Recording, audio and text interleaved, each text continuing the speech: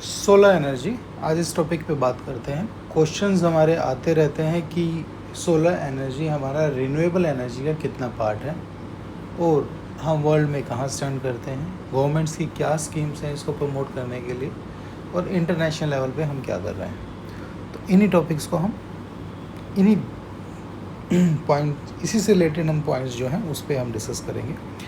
एक एजेंसी है IRENA, यानी इंटरनेशनल रिन्यूएबल एनर्जी एजेंसी।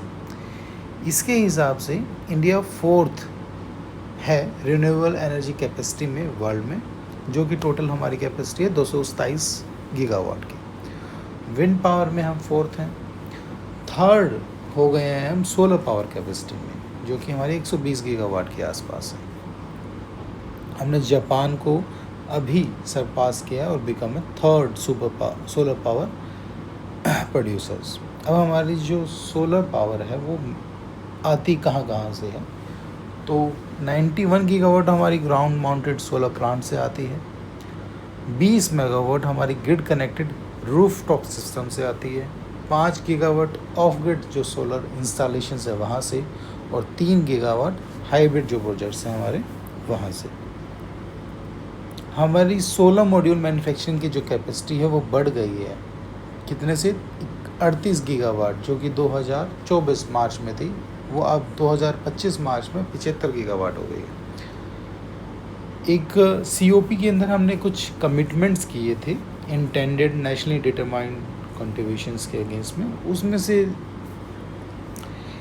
हमारे 2 पार्ट थे कि पहला कि 50% जो कैपेसिटी है हमारी टोटल इंस्टॉल कैपेसिटी वो 2030 तक रिन्यूएबल एनर्जी कैपेसिटी से आएगी। और दूसरा प्लेज हमने जो किया वो ये किया कि हम 500 गीगावाट जो पावर होगी हमारी वो नॉन फॉसिल फ्यूल से आएगी। ये दोनों ही टारगेट हमारे 2030 तक होने थे, मगर हम पहला टारगेट जो है वो उसको अचीव कर चुके हैं, दूसरे की तरफ अब अग्रसर है।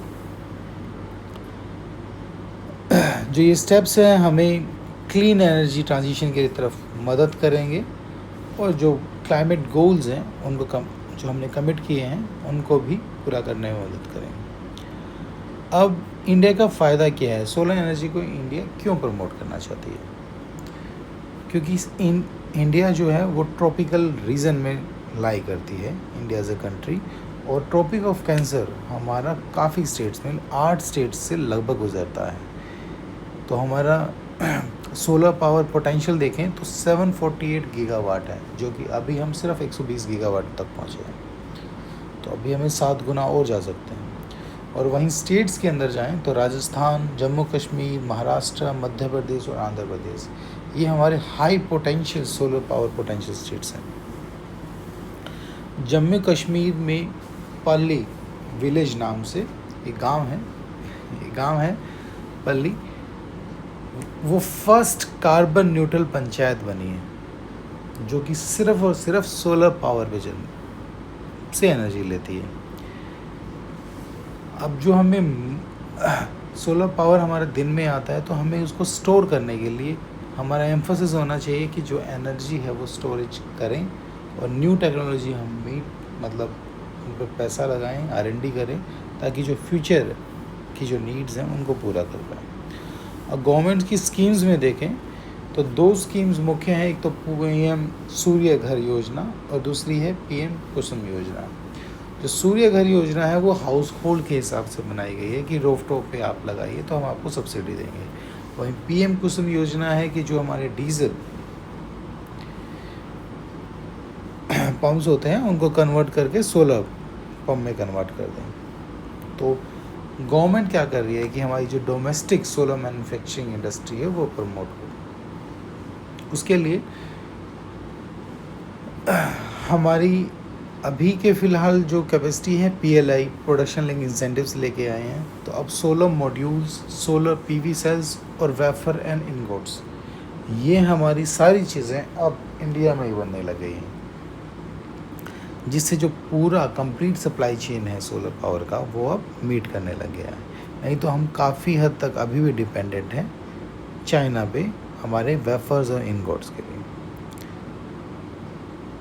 अब गवर्नमेंट ने एक और मैंडेटरी कर दिया है कि जो भी प्रोजेक्ट्स अब रूफटॉप सोलर प्रोग्राम या पीएम कुसुम या सीपीएसयू स्कीम के अंदर आएंगे, उसके अंदर जो भी सेल्स यूज़ करेंगे या पैनल्स यूज़ करेंगे वो मेड इन इंडिया होने चाहिए, चाहे वो कंपोनेंट्स हमने चाइना से मंगवाए हों, बट वो हमारे यहाँ मेड इन इंडिया होने चाहिए।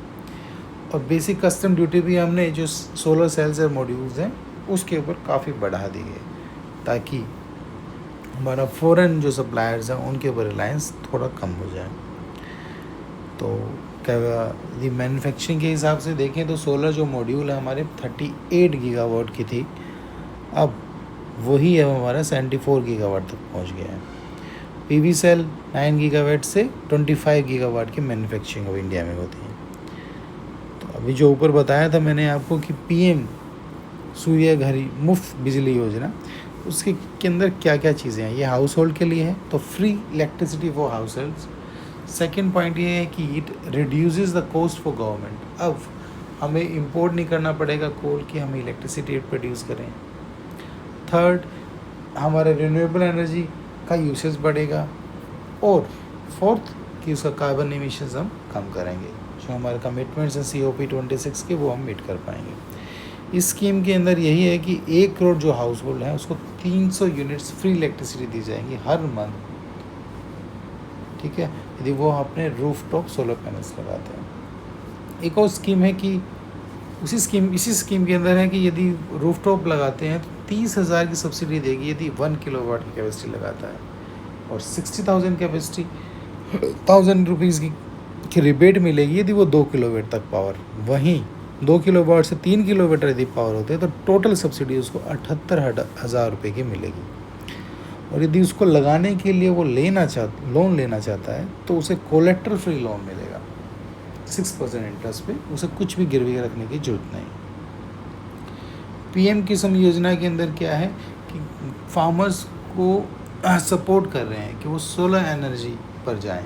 डीजल जो पंप्स हैं उनको बंद करें। जो फार्मर्स हैं उनको 30 से 50% सब्सिडी दी जाती है। यदि वो नए लगाते हैं तो 30%, यदि पुराने को नए में कन्वर्ट करते हैं तो 50% सब्सिडी देते हैं।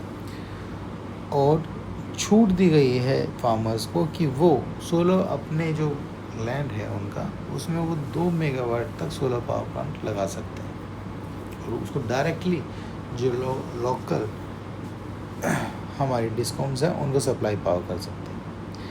एक गवर्नमेंट की स्कीम है सोलर पार्क स्कीम।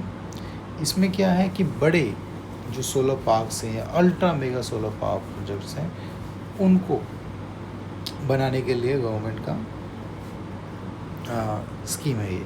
इसके अंदर उन्होंने 40 गीगावाट पावर चाहते हैं कि 2026 में हमें ultra mega solar power project से आए। इसका फ़ायदा ये है कि हमारा यदि जितने ज़्यादा नंबर ऑफ़ पैनल्स लग जाएंगे, जितना ज़्यादा लार्ज एरिया रहेगा, तो हमारा लो इलेक्ट्रिसिटी कॉस्ट रहेगा। तो इसीलिए गवर्नमेंट इसको प्रमोट कर रही है।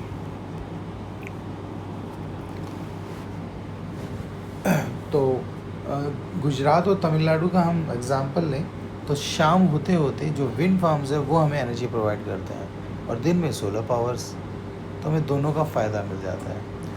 और रूरल एरियाज़ में आजकल बायो एनर्जी प्रोजेक्ट्स जो आ रहे हैं विद सोलर हाइब्रिड नेचर में।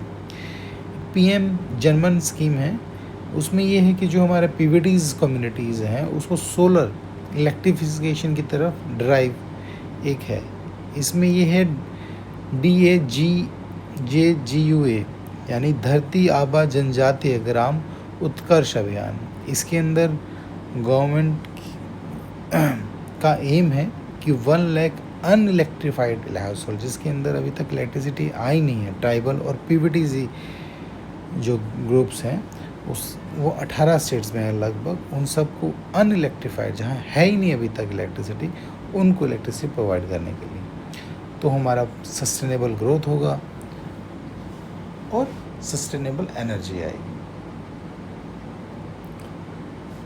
एक अभी Omkareshwar floating solar power plant Madhya Pradesh में बनाया है, वो एशिया का सबसे लार्जेस्ट है। 600 megawatt power floating solar power project है। इससे हमें एक तो लैंड की जो स्कार्सिटी है उससे काफ़ी मदद मिलती है और क्योंकि पैनल्स हमारे ठंडे ही रहते हैं तो वर्क मोर एफिशिएंटली। एक स्कीम है एग्रोवोल्टाइक्स। इसमें क्या है कि सोलर पैनल्स हम लगाते हैं लैंड पर, एग्रीकल्चर लैंड पर, और साथ में हम जो भी हमें क्रॉप उगाना है वो उगाते रहते हैं। तो सोलर पैनल से हमारी पावर भी प्रोड्यूस हो रही है और वहीं अंडरनीथ जो हमारे क्रॉप्स हैं वो भी इंक्रीज़ कर रहे हैं, तो हमारा फार्मर की इनकम बढ़ रही है। अब ये सब चीज़ तो डोमेस्टिक लेवल पे थी। अब इंटरनेशनल लेवल पे